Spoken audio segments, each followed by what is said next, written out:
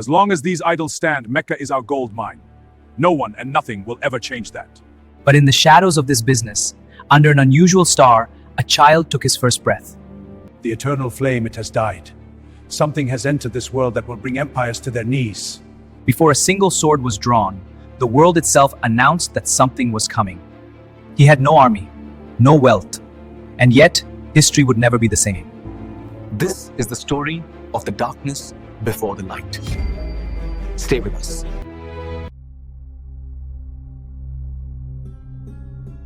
We need to go back to 7th century Arabia, back to a city carved into the heart of the desert, where the heat was brutal, the sand was endless, and power was everything. Mecca. At the center of this city stood a structure unlike anything else in that world. A cube of stone, ancient, proud, sacred. The Kaaba, built by Ibrahim himself as a house of worship for one God, one truth. But by this time, that original purpose had been buried under hundreds of idols. Figures carved from rock and timber, standing in silence, collecting the prayers and prophets of an entire civilization. Those idols were not just religious symbols. They were an economy. Every year, tribes from across the desert came to bow before the statues. And with them, they brought trade, money, and influence. Mecca was not just a holy city, it was a business. Now, we have already covered the full story of Abraha and the Year of the Elephant in a separate video. So if you haven't watched that yet, the link is right there. But what you need to know for today is this.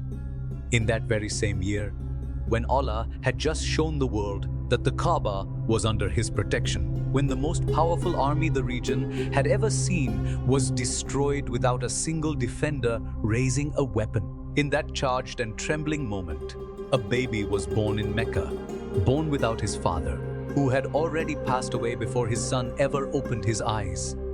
His name was Muhammad, and the night of his birth was not quiet. Reports spoke of a strange light stretching all the way towards Syria. Ancient fires in Persia, kept burning for generations, suddenly went dark. Palace columns shook. Scholars far away in their rooms turned to their books and saw signs they had been expecting for a long time. Something had arrived, but the world would not know it yet. In the desert tradition of that time, newborn children were sent outside the city to live with a wet nurse, where the air was cleaner and the language was purer. A woman named Halima came to Mecca looking for a baby to nurse. She almost didn't take Muhammad. He was an orphan, and orphans didn't come with the financial guarantees that other families could offer. She took him anyway, because she had no other choice. What happened next, she could not explain rationally. From the moment she took him home, everything changed. Her chest, which had been dry for days, was suddenly full of milk. Her animals, thin and struggling on barren land, began to grow healthy. The pastures turned green. Neighbors noticed. Her husband noticed.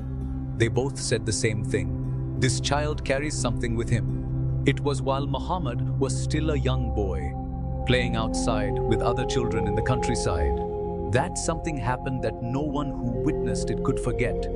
A figure appeared, reached out, laid the child gently on the ground, and opened his chest. The children who saw it ran screaming back to Halima, certain that Muhammad had been killed. But when she reached him, he was alive, still. His color had changed, but he was breathing. He would later describe it himself. A clot, something dark and heavy, had been removed from his heart. His chest had been washed clean with Zamzam water.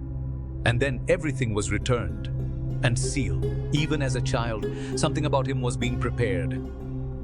He returned to his mother Amina, when Halima could no longer find a reason to delay. But the reunion was short. Barely a year passed before Amina fell ill during a journey and never recovered. Muhammad was 6 years old, an orphan in every meaning of the word. His grandfather Abdul Muttalib took him in. A man of great dignity, someone whose own children approached him with caution and respect. And yet this small boy sat beside him with complete ease, as if he belonged there. The old man would look at his grandson and say quietly that this child would one day be something the world has never seen. He didn't live to see it. 2 years later, Abdul Muttalib was gone. His uncle Abu Talib stepped forward and made the boy his own. Loss after loss after loss. Before the age of 10, and something about facing all of that grief, all of that loneliness, quietly shaped him. Stripped away the arrogance that wealth gives. Stripped away the hardness that safety gives. What was left was something rare. A man who knew what it felt like to have nothing and still stand straight. He worked as a shepherd, long hours alone in the desert, with only the sky above him and the sound of the flock around him. He learned to be still. He learned to observe. He learned that silence is not emptiness. It is where real questions are born. Then came a journey that changed something in him again. Around the age of 9, he traveled with his uncle Abu Talib on a trade caravan to Syria. Along the route, the caravan stopped near a monastery, and a monk named Hira was watching them from his window. This man had spent his life studying ancient texts, scriptures that spoke of a final prophet, someone who would come after Jesus, marked by specific signs. And when he looked out at this caravan, something made him stop breathing. Above the group, a single cloud moved, not with the wind. It followed the caravan. When they stopped, it stopped. When they moved, it moved, holding its shadow directly over one spot in the group. Bahira came down and invited everyone to a meal. He scanned every face at the table. The one he was looking for was not there. Are you all here, or did someone stay behind with the caravan? He asked. A young boy had stayed behind to watch the belongings. He insisted. Bring him. Muhammad came. The monk studied him in silence. He checked his back. He looked into his eyes. He turned to Abu Talib with the weight of a warning in his voice. Take care of this boy. Protect him. Something immense is ahead of him. Abu Talib listened and kept his nephew close. Years passed. Muhammad became a young man with a reputation that spread quietly through Mecca without him ever trying to build it. His honesty was not occasional. It was absolute. When he gave his word, it held. When someone left their valuables with him, they got them back. The city gave him a name that said everything. Al-Amin, the trustworthy one. It was this name that opened an unexpected door. A woman named Khadija, wealthy, respected, and sharp in business, was looking for someone to lead her trade caravan to Syria. She had heard of Al-Amin. Muhammad accepted the mission and set out. When he returned, the reports about how he carried himself, how he made decisions, the kind of man he was when no one was watching, reached Khadija and settled into her heart. She was 40 years old. He was 25. She had turned away proposals from the most powerful men in Mecca. Now she made a proposal herself. He accepted. 25 years, one wife. In a society where multiple marriages were completely ordinary, he chose to remain only with her. Their home became something rare in that city. Calm, honest, grounded. They had 6 children together. And when their daughters were born, Muhammad named them with intention. The first daughter he named Zainab, which meant the ornament of her father. In a society where baby girls were sometimes buried alive because daughters were seen as a burden. That name was a statement. Daughters are not shame, they are beauty. He was already changing things. Quietly, before anyone called him a prophet. But as the years moved forward, something inside him was shifting. The idols, the noise, the cruelty disguised as tradition. It was becoming harder to ignore. He began climbing Mount Hira, a rocky peak outside the city, to be alone. He brought food and water. He sat in a small cave near the summit for hours, sometimes for days. He watched the stars and turned questions over in his mind that had no answers yet. He was approaching 40. Then came a night in Ramadan. He was alone in the cave, still, quiet. And then suddenly the silence broke in a way he had no preparation for. A presence filled the space around him, immense, overwhelming, the angel Jibril. And before Muhammad could speak or understand what was happening, he was held, pressed tight. Read. Squeezed until he felt the breath leave him, and then released. I cannot read. Read. His voice came out shaking. I cannot read. Pressed again. Tighter. Released. Read. I cannot read. A third time, and then the words came. not from a book in front of him, from somewhere inside him, as if they had always been there, waiting. Muhammad, read in the name of Allah. Read in the name of your Lord who created. He created man from a clinging substance. Read, and your Lord is the most generous, he who taught by the pen. He taught man what he did not know. When he came down from that mountain, the rock spoke. The ground spoke. He heard his name called in a way no human voice could produce. He turned and saw Jibreel filling the horizon, a being so vast that no matter which direction Muhammad turned, the angel was there. He ran. He reached home shaking, his face pale, his body trembling like someone burning from the inside. He could barely form words. Cover me. Khadija moved without hesitation. She wrapped him. She held him. She didn't panic. When the words finally came, she didn't doubt him for a single second. She said something that has echoed through history ever since. By Allah, He will never abandon you. You keep your family's bonds. You speak truth when others lie. You carry what others refuse to carry. You feed those who are hungry. You shelter those who come to you with nothing. He will never abandon you. Then she took him to her cousin, an old blind scholar named Waraka ibn Nawfal, who had spent his life studying ancient scriptures. Muhammad described what had happened in the cave. Waraka went silent. And then he said, with tears in his eyes, That was the same angel who came to Moses. He looked at Muhammad with an expression that carried both joy and deep sorrow. I wish I were young enough to see what comes next. Because they will push you out. They will make this city unbearable for you. And if I am still alive when that day arrives, I will stand beside you with everything I have. He wasn't. Waraka died not long after. Revelation stopped for weeks. Silence. And in that silence, the doubt crept in. Had it ended?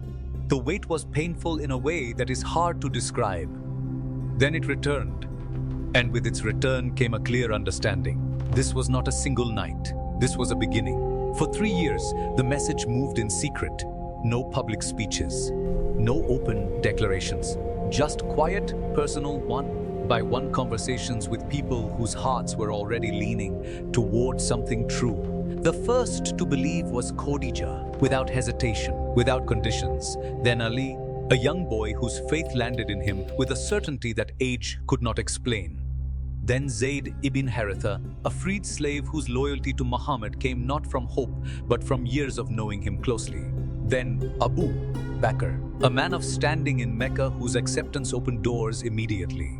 Through him came Uthman, Zubair, Abdur Rahman ibn Auf, Saad ibn Abi Waqqas, and Talha. Names that would later become the pillars of something enormous. They gathered in secret. They memorized the verses that arrived through Jibreel. They wrote them on flat bones, dried leather, smooth stones. The Quran was taking shape, and unlike anything being recited in Arabia at that time, it was different. The rhythm was different. The depth was different.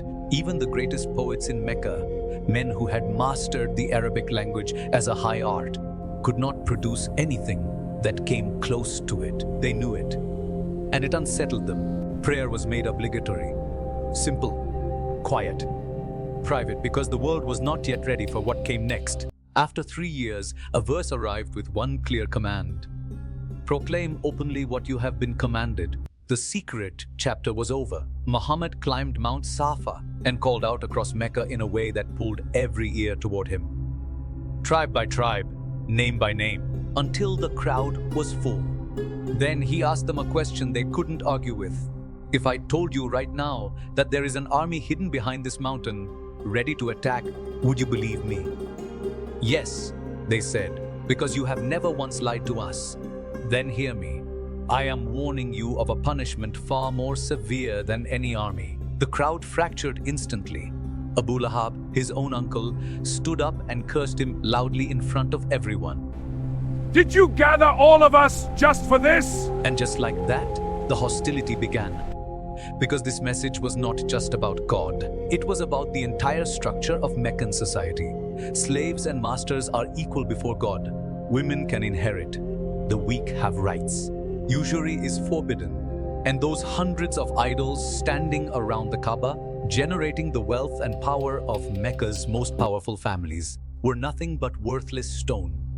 That last point was the most dangerous of all. The idols were not just religion. They were the economy, the reason caravans came, the reason money flowed, the reason Mecca sat at the center of Arabia's power. And a man with no army, no wealth, and no political position had just stood on a mountain and told the entire city that everything they had built their world upon was a lie. Mecca's powerful had heard enough. And what they did next, the torture, the persecution, the impossible pressure they placed on the early Muslims, the believers who had nothing but their faith to hold on to, that is a story that deserves its own time. Because what is coming in the next chapter is not just pain. It is the kind of darkness that comes right before something history never forgets. Stay with us.